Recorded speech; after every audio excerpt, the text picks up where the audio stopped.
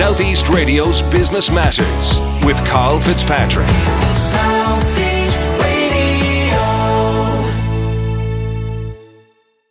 Welcome back to Southeast Radio's Business Matters with me, Karl Fitzpatrick. Well, this week, Dublin Business School launched the 11 Leadership Programme, a unique and successful leadership programme which was created by Australian Milo-Arne Wilkinson. Milo-Arne travelled to Ireland this week for the launch, and she joins us now to discuss the programme in greater detail. Milo-Arne, we'll be discussing the 11 programme which has just been launched in conjunction with the Dublin Business School. But before we talk about the programme, we'd like to hear more about your own background. Originally a medical student who fairly quickly moved over into psychology and went down the fields of psychology, neuroscience, psychotherapy, neurolinguistic program and forensic behavioural studies.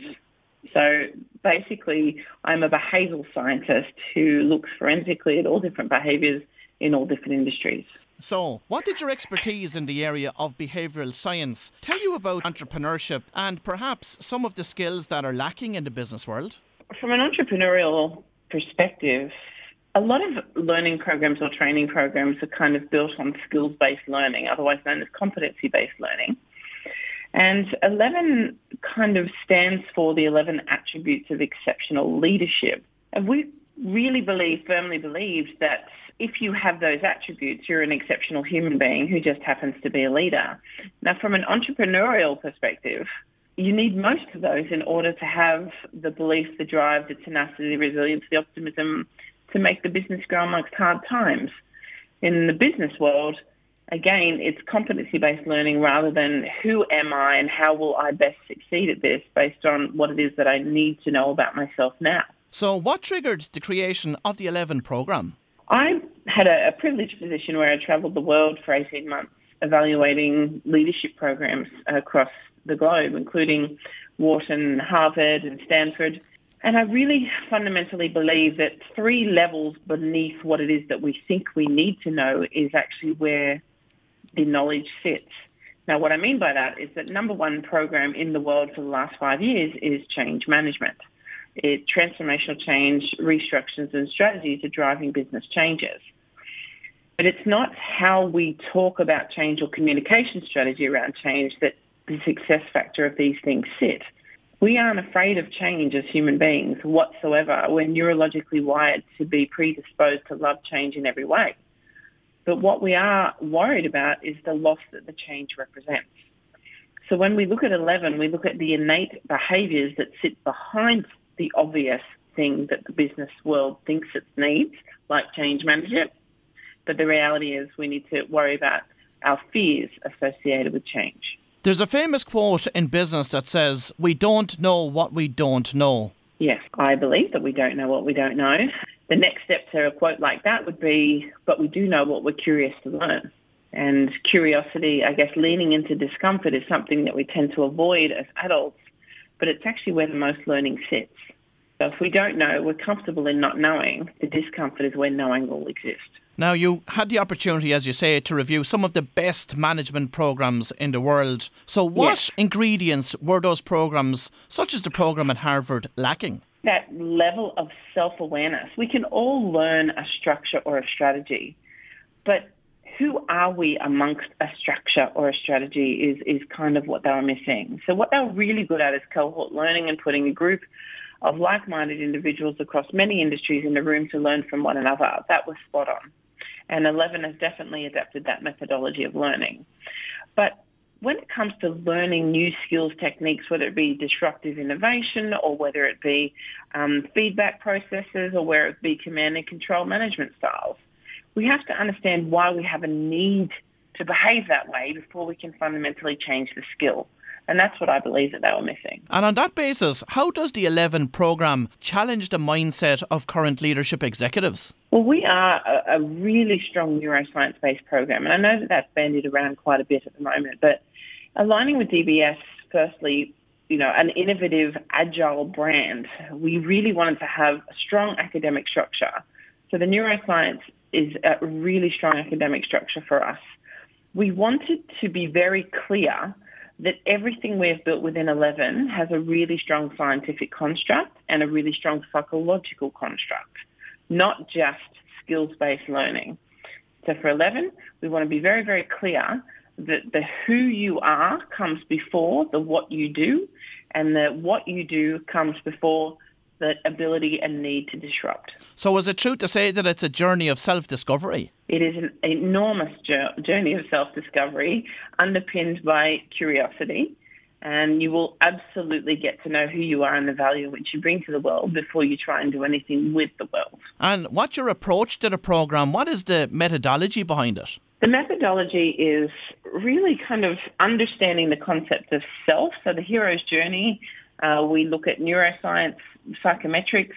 We look at what it is that, I guess, who it is you are, underpinning the concept that who you are is not entirely what you do, and what you do is not entirely who you are.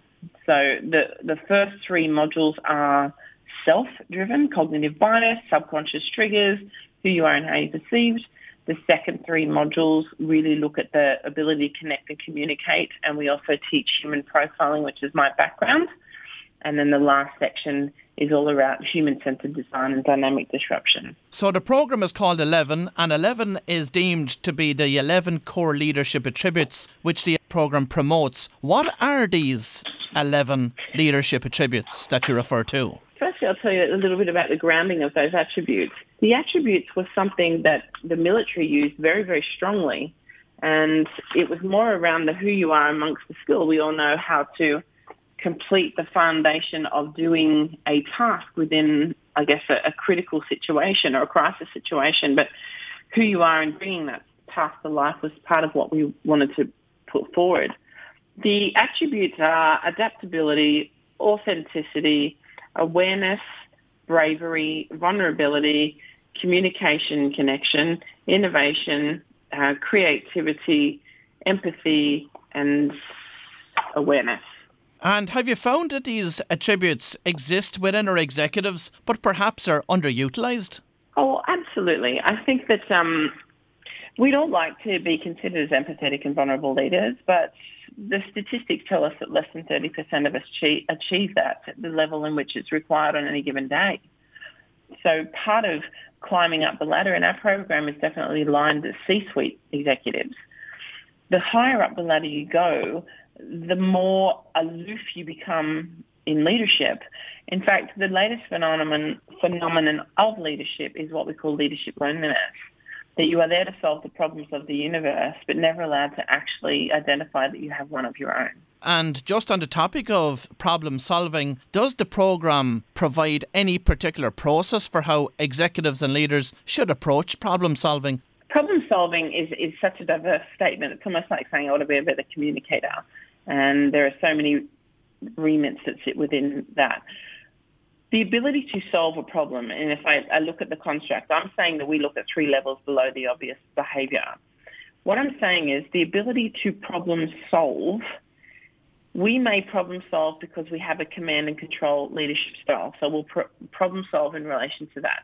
We might have a controlling nature or a dominance nature, and it's not about the workforce, it's about how we feel safe in responding to a task that we have to do.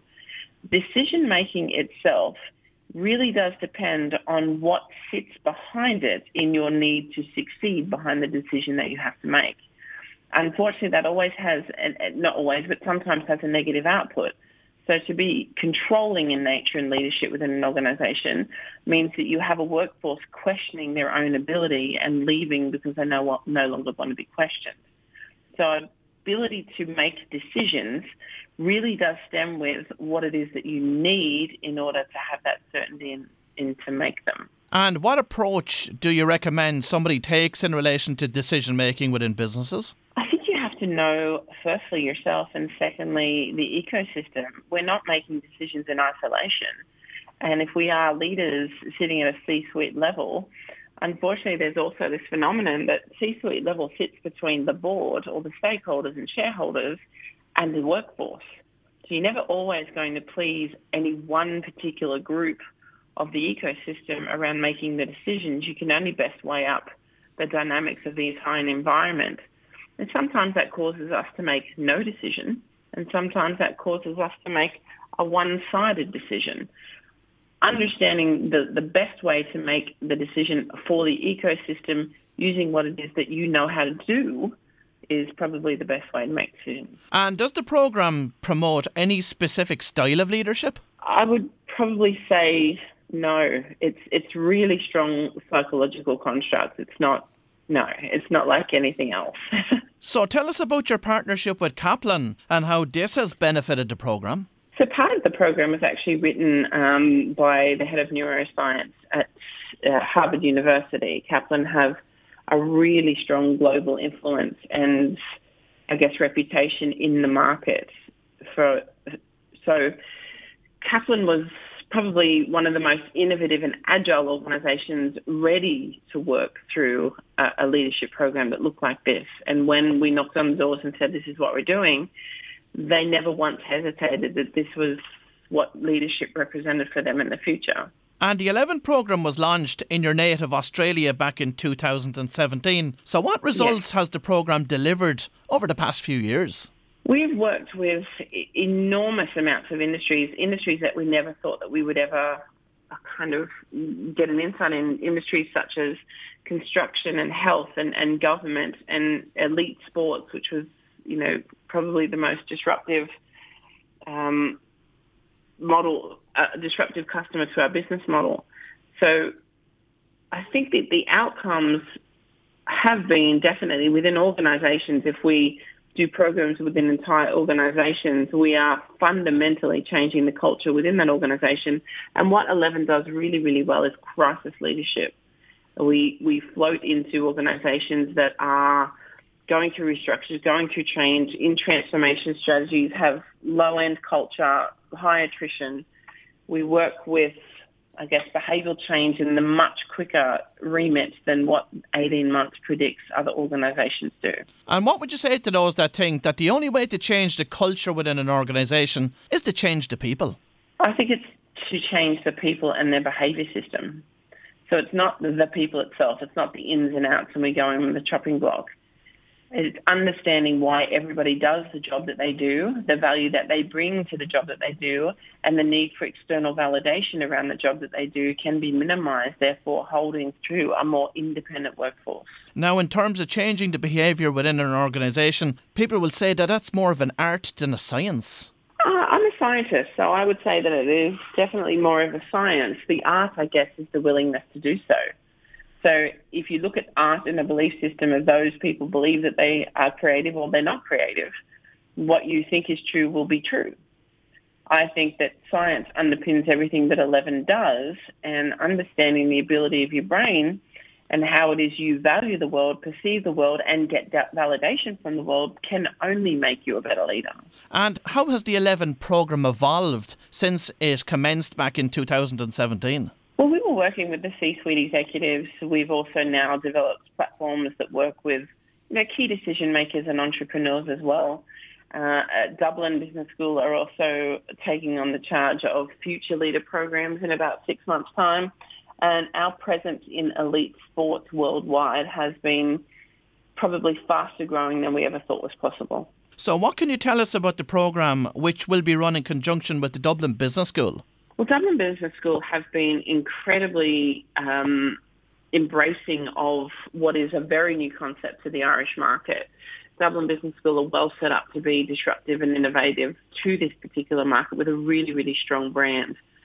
So they'll be leading. We've got some extraordinary facilitators in the local market. They are not the traditional facilitation. They are psychologists, counsellors and psychotherapists with very strong systems or group systems and corporate backgrounds. So Dublin Business School have really gone all out of their way to get the best resources possible in the local market to deliver a science-based program. So specifically, who should apply to attend this programme and how much time should they expect to dedicate to 11 to achieve their desired results? It's a great question. So the 11 platform or the 11 program is 1 day a month for 9 months. You are part of a psychometric that happens up front, and there are 27 modules in 11, and that psychometric will determine how many of those 27 you need. So we are entirely a bespoke platform. You will only get the learning in which you are which you are requiring at that particular time. So 1 day a month for 9 months. It is all cohort learning, so you will start and end with the same people. You are all profiled to make sure that you will add an incredible dynamic to that room and to each other. And there is electives in the middle of those months that you are together, but that is elective. That is by choice only. And is the course delivered online in a blended format or through face-to-face learning? The 1 day a month is face-to-face learning, and everything that happens around that with the electives is online. So it might be a case study, it might be a podcast, it might be an article, it might be a conversation. And is the content accredited, and if so, by who? It's not yet accredited, but it absolutely will be. From a global perspective, we are looking at aligning some of the content around the disruptive innovation and human-centered design to credits towards more higher-end academic programs. We are a behavioural psychology-based program, not a technical program. And for any business owner listening to this morning's show or senior managers within an organisation, if they were to attend and complete the 11 programme, what difference would they see at the very end of it? They would be absolutely, utterly self-aware, first and foremost. They know what value they bring to their organisations and to themselves and inadvertently to their family. That 11 is for the innately curious. So those people that kind of really want to be pushed into an MBA of the mind, then this is the program for them. A key uplift of capability and culture and competence across their organisations as well. And when you say self-aware, what do you mean by that, and how can they realise the benefits of it in a corporate environment? I think that sometimes when we get to an executive position, we believe that we're good at what we do and that's what got us this position. Unfortunately, the best learning comes from disruption and discomfort. So being in a position even of key influence, whether it be a CEO or a senior executive, you can't rely on existing ways of being even if you're in your 20th year of employment. So remain curious enough to keep learning about what the best of breed leadership looks like. And that can only benefit the individual and the organisation. Know what value you bring to the world. Well, if you've just tuned in, that was Milo-Arne Wilkinson, the creator of the 11 Leadership Programme, and I would like to thank Milo-Arne for taking the time to join us on this morning's programme. Southeast Radio's Business Matters with Karl Fitzpatrick. South